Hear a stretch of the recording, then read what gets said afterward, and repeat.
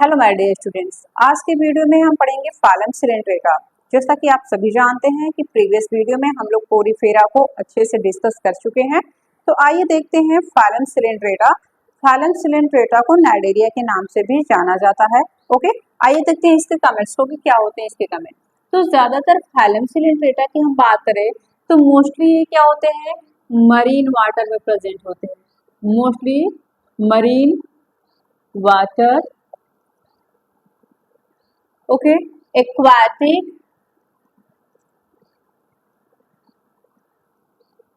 sessile, sessiles like hydra,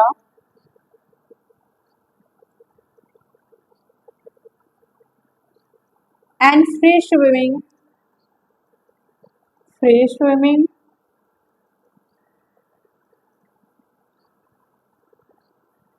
like Aurelia,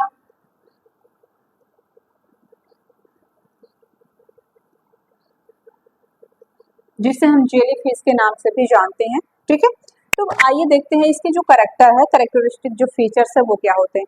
ज्यादातर ये marine water में प्रेजेंट होते हैं, एक्वाटिक होते हैं। ओके, और वहीं बात करें हम सेसाइल की, तो सेसाइल का मतलब ये होता है कि इनकी जो बॉडी होती है वो किसी न किसी ऑब्जेक्ट से अटैच होती है, जिसे हम बोलते हैं सेसाइल, और ये हमें हाइड्रा में देखने को मिलते हैं। वहीं दूसरी जब हम बात करें कि कुछ ऐसे भी सिलेंट्रेट्स है जो फ्री स्विमिंग करते हैं, फॉर एग्जाम्पल जैसे आता है ऑरेलिया। ऑरेलिया को हम जेली फिश भी बोलते हैं, ठीक है, या इसको हम बोलते हैं jelly fish.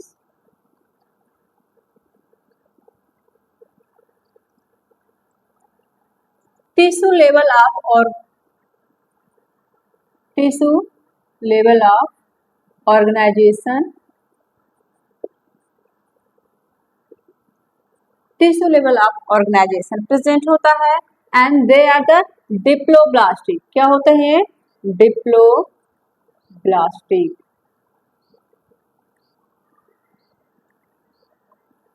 And radial symmetry present होता है, रेडियल सिमेट्री। ठीक है, देखिए एक तो ये है कि इसमें जो, यदि हम इसकी ऑर्गेनाइजेशन की बात करें तो इसमें टिश्यू लेवल की ऑर्गेनाइजेशन प्रेजेंट होती है, ठीक है, और वहीं डिप्लोब्लास्टिक होती है। डिप्लोब्लास्टिक क्या होता है ये हम प्रीवियस लेक्चर में बहुत अच्छी तरह से समझा दी हैं, ठीक है, और सिमेट्री भी मैंने बताया कि क्या होता है, रेडियल सिमेट्री। ओके, तो डिप्लोब्लास्टिक होते हैं, रेडियल सिमेट्री प्रेजेंट होता है। एंड वहीं जब हम डाइजेशन की बात करें तो डाइजेशन इसमें इंट्रासेल्यूलर एंड एक्स्ट्रासेल्यूलर दोनों टाइप के प्रेजेंट होते हैं। ओके, देखिए इंट्रासेल्यूलर एंड एक्स्ट्रासेल्यूलर दोनों टाइप के जो डाइजेशन है वो प्रेजेंट होते हैं। ओके, इंट्रा मतलब जो विद इन द सेल होता है, और एक्स्ट्रा का मतलब ये होता है कि जो out surface of the body. Okay, understood. Now देखिए हमने बताया कि जो फाइलम सिलेंट्रेटा है, फाइलम सिलेंट्रेटा को नाइडेरिया के नाम से भी जाना जाता है। नाइडेरिया शब्द इसलिए लिया गया है क्योंकि they have the special type of character, ठीक है, इनके पास एक स्पेशल टाइप का कैरेक्टर होता है जिसे हम बोलते हैं cnidoblast, which contain a capsule या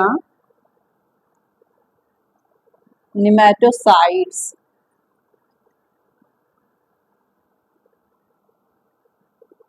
देखिए हमने बताया नाइडेरिया इसलिए बोला गया है क्योंकि नाइडेरिया के पास एक स्पेशल टाइप के कैरेक्टर पाए जाते हैं जिसे हम बोलते हैं नाइडोब्लास्ट, ठीक है, और ये जो नाइडोब्लास्ट होता है एक कैप्सूल कंटेन करता है जिसे हम बोलते हैं nematocytes. Okay, nematocytes present on the body of the cell या organism. Okay, listen.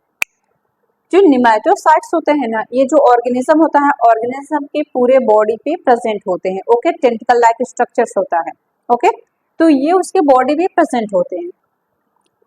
And cnidoblast का फंक्शन क्या होता है?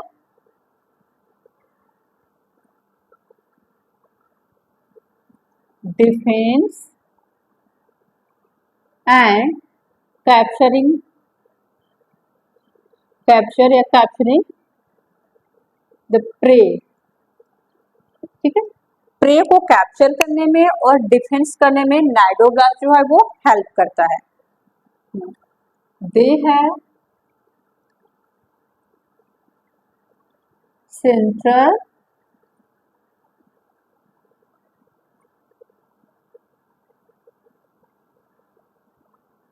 Vascular cavity. ठीक है, इसके पास क्या प्रेजेंट होता है? Central vascular cavity with single opening mouth called hypostome. देखिए, जो इनकी जो बॉडी होती है सेंट्रल में, ठीक है, वेस्कुलर कैविटी एक खाली सा जगह पाया जाता है, वो भी एक ओपन होता है। ठीक है, सिंगल ओपनिंग होती है जिसे हम बोलते हैं हाइपोस्टोम। अंडरस्टूड? सम नाइडेरिया है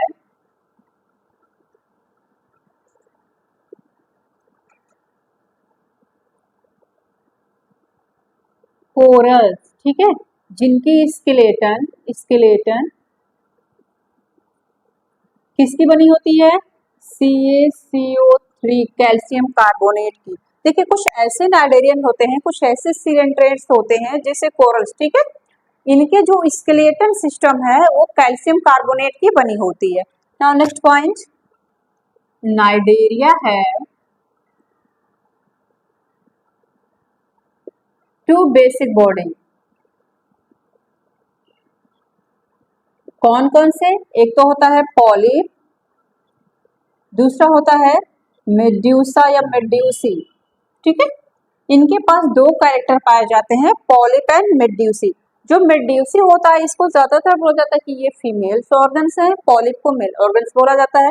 ओके, एंड पॉलिप रिप्रोडक्शन की वही बात करें हम इसमें, रिप्रोडक्शन, तो पॉलिप रिप्रोड्यूस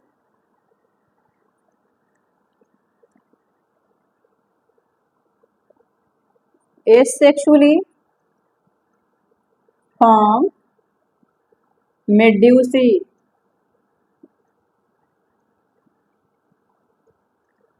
एंड वही मेड्यूसा की बात करें हम तो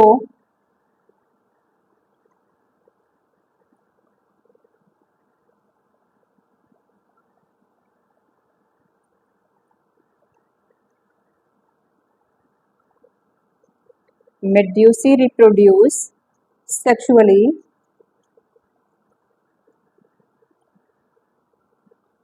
and form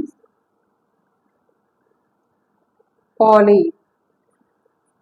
ठीक है, रिप्रोडक्शन इसमें एसेक्सुअल एंड सेक्सुअल दोनों प्रेजेंट होते हैं, एसेक्सुअल एंड सेक्सुअल।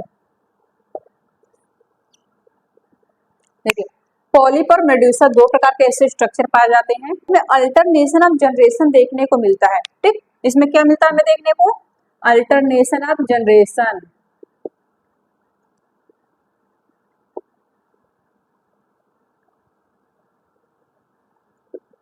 और ये दोनों कैसे होते हैं? डिप्लॉयड होते हैं। दोनों कैरेक्टर कैसी होती है? डिप्लॉयड होती है, अल्टरनेशन ऑफ जनरेशन देखने को मिलते हैं। इन दोनों में जो अल्टरनेशन ऑफ जनरेशन देखने को मिलता है इसको हम बोलते हैं मेटाजेनेसिस। क्या बोलते हैं? मेटाजेनेसिस। Example Obelia. ओबेलिया में हमें मेटाजेनेसिस की प्रोसेस देखने को मिलते हैं जिसमें से पॉलिप और मेड्यूसा दोनों ऑर्गन्स दिखाई देते हैं। ठीक है, और इसमें अल्टरनेशन ऑफ जनरेशन भी देखने को मिलते हैं।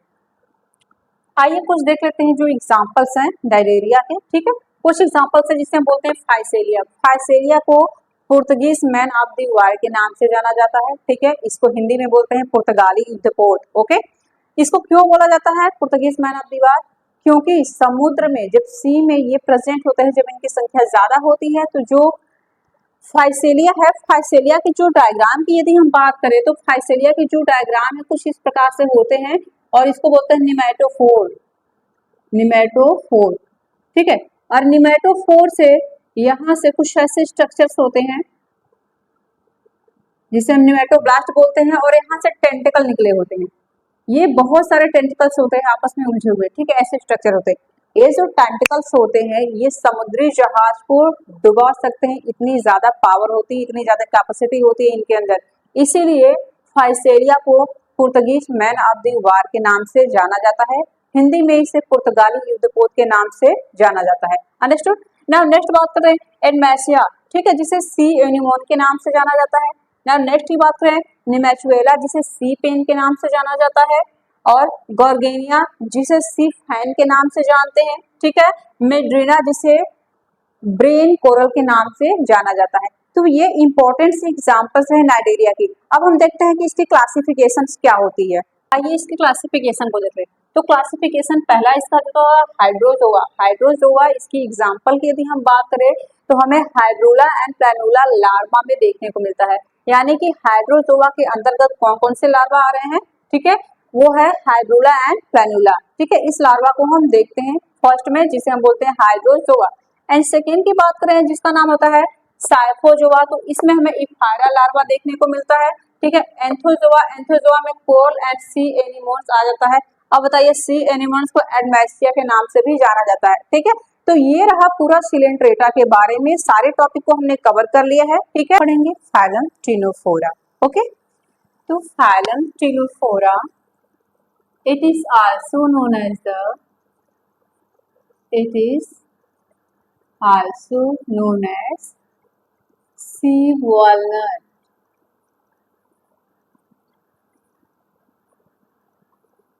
या comb jelly,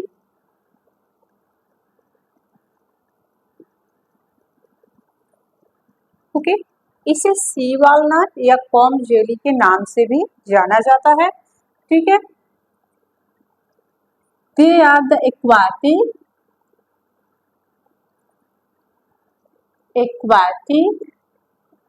marine water, mostly कहाँ पाए जाते हैं ये, मरीन वाटर में। And diploblastic,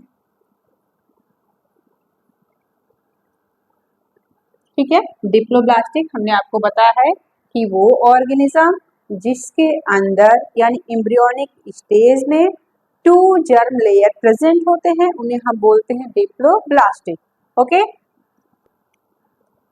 radial symmetry,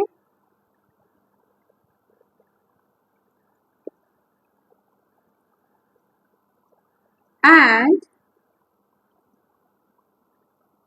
tissue level of organisation present होता है, टिश्यू लेवल ऑफ ऑर्गेनाइजेशन,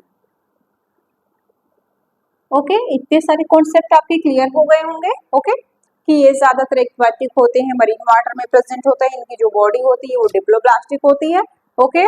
और इनके जो टिश्यू लेवल ऑर्गेनाइजेशन इनके में प्रेजेंट होते हैं। वहीं जब हम बात करते हैं कि जो सिमेट्री है इसमें रेडियल सिमेट्री प्रेजेंट होता है,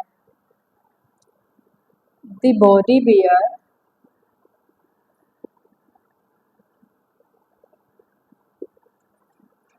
a external rows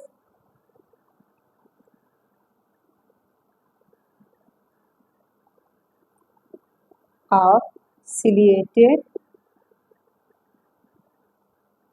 plate called comb plate। चलिए देखिए इनकी जो बॉडी होती है, बॉडी की यदि बात करें तो ये कुछ ऐसे स्फेरिकल लाइक स्ट्रक्चर्स होते हैं, ठीक है।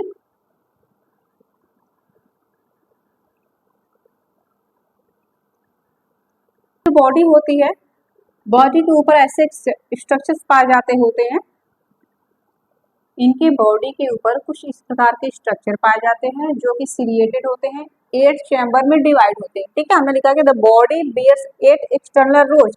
ये देखिए आप काउंट करिएगा, 8 यानी कि 8 ऐसे एक्सटर्नल चैम्बर्स के जैसे स्ट्रक्चर दिखाई देती है। ठीक है, जिसे हम कॉम्ब प्लेट के नाम से जानते हैं, और ये हेल्प करते हैं, इट हेल्प टू लोकोमोशन। ठीक है, और ये क्या करते हैं, लोकोमोशंस में हेल्प करते हैं। अंडरस्टूड। एंड इसमें एक स्पेशल फीचर पाया जाता है जिसे हम बोलते हैं बायोलुमिनेसेंस। ठीक है, जो फाइलम टिनोफोरा है, फाइलम टिनोफोरा में ही ये स्पेशल कैरेक्टर देखने को मिलते हैं, जिसके अंतर्गत बायोलुमिनेसेंस की प्रोसेस पाई जाती है। बायोलुमिनेसेंस का मतलब ये होता है कि those organism which have the ability to emit the light. ठीक है, जिसके पास एबिलिटी है, ठीक है, लाइट को इमिट करने की, उसे हम बोलते हैं बायोलुमिनेसेंस।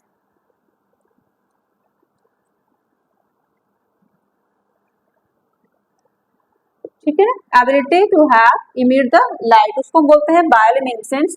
ठीक है, वहीं जब हम डाइजेशन की बात करें तो इसमें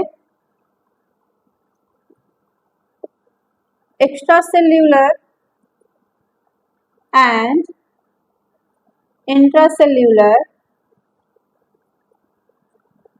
दोनों टाइप की डाइजेशन देखने को मिलते हैं। ओके, रिप्रोडक्शन की बात करें तो reproductions only sexual reproductions take place.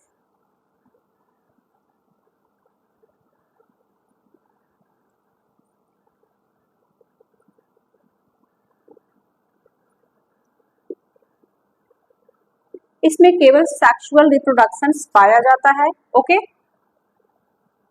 Sexes are not separate,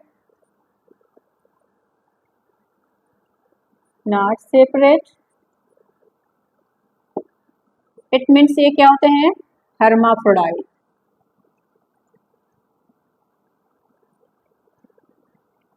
ठीक है, यानी इनके जो सेक्सेस होते हैं वो सेपरेट नहीं होते हैं, एक ही इंडिविजुअल के अंदर दोनों जो सेक्स ऑर्गन्स हैं, male and female sex organs दोनों प्रेजेंट होते हैं।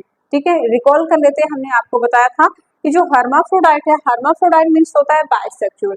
ठीक है, बाय मीन्स टू, यानी वो ऑर्गेनिज्म जिसके पास male gamete and female gamete इन दोनों को प्रोड्यूस करने की एबिलिटी होती है, उसे हम बाइसेक्सुअल या हर्माफ्रोडाइट कहते हैं। ओके,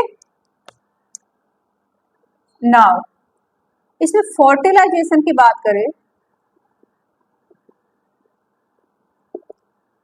तो फर्टिलाइजेशन एक्सटर्नल होता है।